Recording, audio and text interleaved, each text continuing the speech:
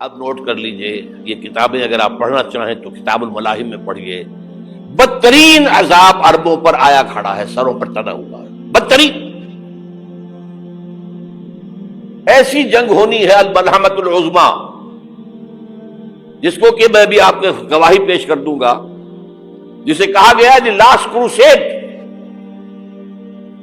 Bush نے بھی crusade کا لفظ بول دیا تھا، پھر واپس لیا اس نے۔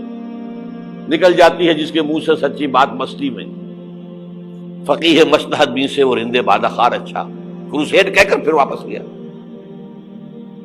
یہ کروسیڈ،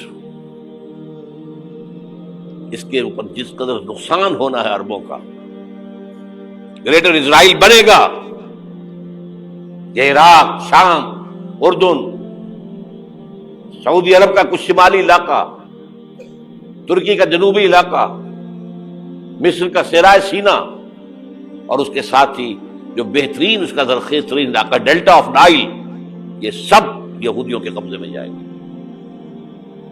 اس کو حدیث میں کہا گیا الملحمۃ العظمیٰ۔ عیسائی 80 علم لے کر ہے مسلمانوں تم پر حملہ آور ہوں گے، اور ہر علم کے نیچے 12,000 فوج ہوگی، 9.5 لاکھ فوج۔ یہ نیٹو کی تیاری کس کے لیے ہو رہی ہے؟ جب یو ایس ایس آر کا خاتمہ ہوا تو پوچھا گیا تھا نیٹو چیف سے، اب کس لیے؟ تمہارا وہ دشمن تو ختم ہو گیا، اب ہمیں اسلامک فنڈامنٹلزم سے نمٹنا ہے۔ وہ جانتے ہیں خطرہ یہی ہے، اب اسلام ابھر سکتا ہے، مسلمانوں کے سینوں کے اندر وہ آگ ہے،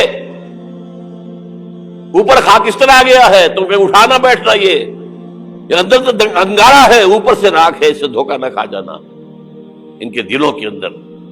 اور بش نے کہا تھا مسلمان چاہتے ہیں کہ ہسپانیہ سے لے کر انڈونیشیا تک نظام خلافت قائم کرے، اور میں حیران ہوا تھا کہ اس کمبخت کو ہسپانیہ کا خیال کیسے آ گیا؟ ہمیں تو کبھی آتا ہی نہیں، اب ہم تو بھول گئے، وہ تو 500 برس پرانی بات ہے جبکہ وہاں سے ہمیں نکال دیا گیا تھا۔ اگرچہ اقبال نے کہا تھا ہے ارض فلسطین پہ یہودی کا اگر حق، ہسپانیہ پر حق نہیں کیوں اہل عرب کا؟ ہسپانیہ میں تو 800 سال حکومت کی مسلمانوں نے، اور ابھی 500 برس سے گزرے ہیں نا۔ یہودی تو ارض مقدس سے 2000 سال نکالے گئے، انہیں لا کے آباد کیا گیا، عربوں کے سینے میں خنجر پھونک دیا گیا۔ وہ چھوٹا سا ملک جو چاہتا کرتا، کوئی پوچھنے والا نہیں۔ امریکہ جیسے اپنے بیٹے کی حفاظت کرے ویسے کرتا اس کی۔ اور حضور نے فرمایا ہے وہ جنگ جب ہوگی تو ایک باپ کے اگر 100 بیٹے ہوں گے تو 99 ختم ہو جائیں گے، ایک بچے گا۔ یہ حدیث ہے، حدیث ہے صحیح۔ اور آپ نے فرمایا ویل للعرب من شر قد اقترب، عربوں کے لیے ہلاکت ہے، عربوں کے لیے بربادی ہے اس شر سے جو قریب آ چکی ہے۔ اور آج جس طرح انہوں نے ان کی تہذیب کو اختیار کر لیا ہے، دبئی جا کر دیکھیے، بدترین مغربی معاشرہ جو ہے وہ دبئی کے اندر ہم نے قائم کر کے دکھا دیا۔ اب سعودی عرب اس راستے پر بڑھ رہا ہے، اور اس کے بعد نمبر 2 پر جو ہے ہم پاکستانی ہیں۔ لیکن میں اس کے وہ پہلی بات جو کہہ رہا ہوں وہ تو یقینی ہے، اس میں تو احادیث صحیحہ موجود ہے۔ اگرچہ اس کے بعد پانسا پلٹے گا، پھر حضرت مہدی کا ظہور ہوگا، حضرت عیسیٰ کا نزول ہوگا، اور وہ گریٹر اسرائیل گریٹر گریو یارڈ بنے گا یہودیوں کا، ایک ایک یہودی قتل ہوگا اور دفن ہوگا۔ یہ بات میں ہونا ہے، میں پہلی بات برس کر رہا ہوں۔ وہ پانسا پلٹے گا جب پلٹے گا، ابھی جو سامنے ہے وہ کیا ہے؟ جس ملحمۃ العظمیٰ کہا حضور نے، جسے آرمگیڈون کہتے ہیں عیسائی۔ آرمگیڈون کی اگر کہیں جا کر آپ دیکھیں گے، آپ ڈکشنری میں مانی تو کیا لکھا ہے؟ A very big war which will be fought between the forces of evil and good before the end of this world۔ اس دنیا کے خاتمے سے پہلے خیر اور شر کی قوتوں کے درمیان بہت بڑی جنگ ہوگی۔ ارمجدون اسے کہتے ہیں عربی میں، اور آرمگیڈون اسے کہتے ہیں انگریزی کے اندر۔ اور یہ بائبل کی آخری کتاب کے اندر ہے، جو اس میں کہ مکاشفات یوحنا، ریولیشنز آف سینٹ جان. یہ تو میں کہہ رہا ہوں یقین کے ساتھ، اور زیادہ دور نہیں ہے، آیا چاہتا ہوں. اس لیے کہ یہودیوں کا اور عیسائی جو کنزرویٹوز ہیں، نیو کنزرویٹوز، ان کا 5 نکاتی ایجنڈا ہے متفق علیہ، جس کے تحت کہ یہ جنگ صلیبی شروع کی گئی ہے. تو سن لیجئے آپ. آرمیگیڈون نمبر 1، گریٹر اسرائیل قائم ہو جانا اس کے نتیجے میں نمبر 2، مسجد اقصی اور قبۃ الصخرہ کو گرانا نمبر 3، وہاں 3rd ٹیمپل، وہ مسجد جو حضرت سلیمان نے بنائی تھی 1000 قبل مسیح میں، پھر برباد کی تھی نبوکدنضر نے، دوبارہ بنائی گئی، پھر دوبارہ ختم ہوئی 70 عیسوی تک گری پڑی ہے. ان کا خانہ کعبہ گرا ہوا ہے 70 عیسوی سے لے کر آج تک. ایک دیوار ہے ویلنگ وال، جہاں جاتے ہیں، روتے ہیں، پیٹتے ہیں، ماتم کرتے ہیں، وہاں وہ بنے گا 3rd ٹیمپل. اور نمبر 4، اس میں لا کر رکھا جائے گا تخت حضرت داؤد کا. یہ تخت کہاں ہے اس وقت؟ یہ لندن شریف کے اندر، جو ان کی پارلیمنٹ کا جو چرچ ہے، ویسٹ منسٹر ایبے، اس میں رکھا ہوا ہے. ایک پتھر تھا جس پر بٹھا کر حضرت داؤد کی تاج پوشی ہوئی، پھر حضرت سلیمان کی ہوئی، پھر وہ پتھر رکھ دیا گیا جب حضرت سلیمان نے بنایا ہیکل مسجد اقصی، وہاں رہا وہ. ہر بادشاہ جو تھا یہودی اسی کے اوپر بٹھا کر اس کی تاج پوشی ہوتی تھی. سن 70 میں ٹائٹس نے گرایا اسے، ہیکل کو، وہ پتھر لے گیا، وہاں سے روم گیا، روم سے آئرلینڈ گیا، آئرلینڈ سے اسکاٹ لینڈ آیا، اسکاٹ لینڈ سے انگلینڈ آیا، اور اب وہ رکھا ہوا ہے 14ویں صدی عیسوی سے آج تک. وہ ویسٹ منسٹر ایبے میں رکھا ہوا، ایک کرسی کی سیٹ میں اسے بنا دیا گیا ہے تخت کی شکل میں. اب انگریزوں میں کوئی ملکہ ہو، کوئی بادشاہ ہو، جس کی بھی تاج پوشی ہونی اس میں ہو، یہ لا کر رکھا جائے گا 3rd ٹیمپل میں. اور اس پر یہودیوں کے خیال کے مطابق ان کا مسیحا آئے گا جو مسیح دجال ہوگا. عیسائیوں کے خیال کے مطابق حضرت عیسیٰ آئیں گے، وہ ہمارا بھی خیال ہے حضرت عیسیٰ آئیں گے علیہ السلام. بہرحال یہ تو بعد کی باتیں ہیں نا. اس وقت جو میں عرض کر رہا ہوں، عربوں پر بہت بڑا عذاب، اور پاکستان کا معاملہ البتہ یہ ہے، میں یقین سے نہیں کہہ سکتا. ہینگنگ ان دی بیلنس، ہو سکتا ہے اللہ تعالیٰ ہم پر رحم فرمائے، ہو سکتا ہے، اگرچہ اسی میں شرائط ہوں گی. چمن کے مالک اگر بنا لے موافق اپنا شعار، اب بھی چمن میں آ سکتی ہے پلٹ کر چمن سے روٹھی بہار، اب بھی ہو سکتی ہے.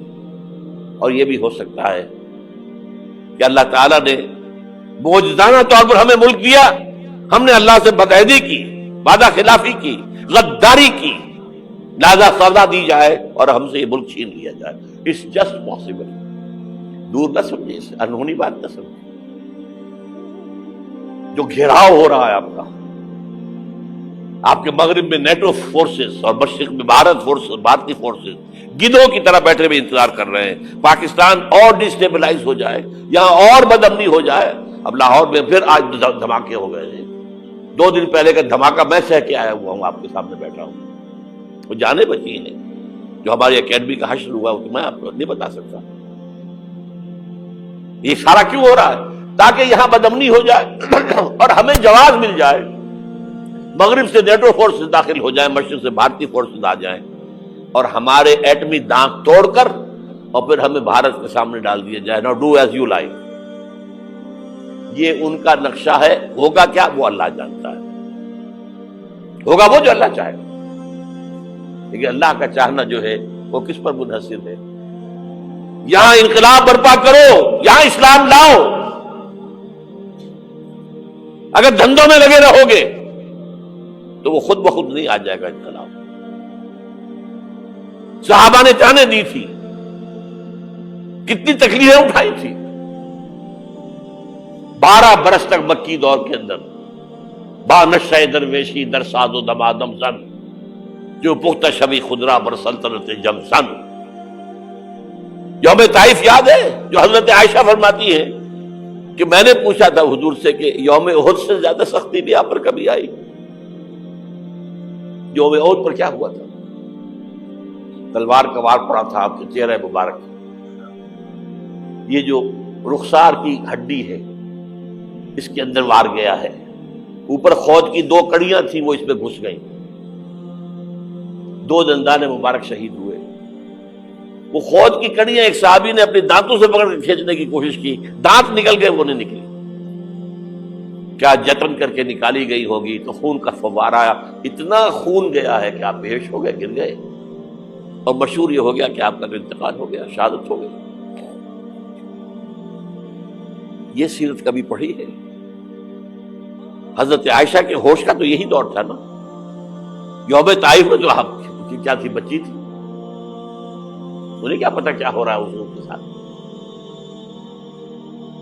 3 دن تک حضور مکے کی گلیاں اور وہاں کے اوباش لوگ پتھراؤ کر رہے گئے تھے اس امید میں کہ شاید وہاں کا کوئی سردار ایمان لے آئے، تو یہاں تو ابو طالب بھی فوت ہو گئے، یہی دنیاوی سہارا تھا، خاندانی سہارا تھا ابو طالب کے ذریعے، اور گھر میں ایک دلجوئی کرنے والی رفیقہ حیات تھی، وہ بھی، ان کا بھی انتقال ہو گیا۔ آپ نے کہا یہ عام الحزن ہے، اب تو سب کو طے ہو گیا قریش کو کہ اب جیسے قتل کر دو، اسی لیے آپ گئے طائف، شاید وہاں کا کوئی بڑا سردار مانے ایمان لے آئے مجھ پر تو میں اپنا مرکز ادھر شفٹ کر دوں۔ تینوں سے ملے ہیں، تینوں نے وہ جواب دیے ہیں، نکل جاؤ یہاں سے، میں تمہارے ساتھ بات بھی کرنے کو تیار نہیں۔ اچھا، تمہارے سوا کوئی نہیں ملا تھا اللہ کو نبی بنا کر بھیجنے کے لیے؟ دیکھو جاؤ، میں بات نہیں کرنا چاہتا، ہو سکتا ہے میں بے عزتی کر بیٹھوں، اور واقعی تم اللہ کے نبی ہو تو میں مارا جاؤں گا، جاؤ جاؤ جاؤ۔ یہ سلوک محبت کے ساتھ ملا ہے۔ اور پھر چھوکروں کو، اسٹریٹ ارچنز جنہیں آپ کہتے ہیں، اشارہ کیا، خبر لو ان کی، پتھراؤ ہو رہا ہے، ساتھ کوئی ہے ہی نہیں، ایک آدمی صرف، زید ابن حارثہ۔ اب سامنے سے پتھر آ رہے ہیں تو حضرت زید آگے آ جاتے ہیں، ڈھال بنتے ہیں، مجھے لگے پتھر حضور کو لگے، آپ پیچھے سے آ رہے ہیں، چاروں طرف سے تو ڈھال نہیں بن سکتا ایک شخص، جسم لہو لہان،